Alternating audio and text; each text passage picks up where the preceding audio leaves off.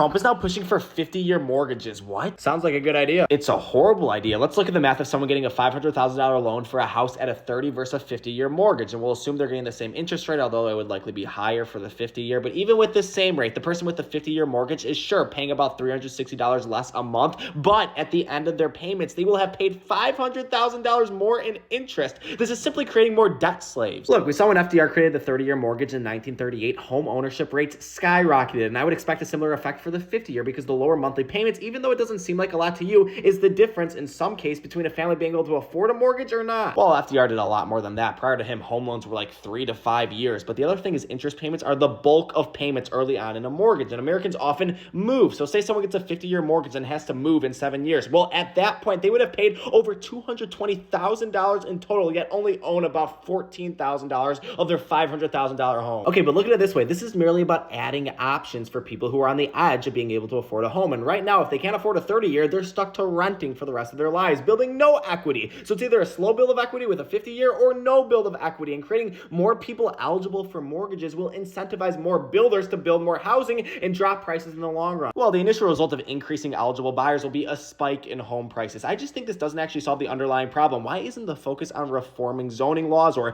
not deporting construction workers or removing tariffs so the cost of lumber comes down? Where's the real solution? Look, Trump's director of federal housing made it clear the 50-year mortgage is merely one potential answer in an arsenal of solutions they're working on that include everything you just said and more. But giving the consumers more options and making more people eligible for home ownership is not a terrible thought. Not a terrible thought if you own a bank. Banks like renters, bub. Well, 50-year mortgages are close to that. You're close to making me want to never talk to you again. Okay.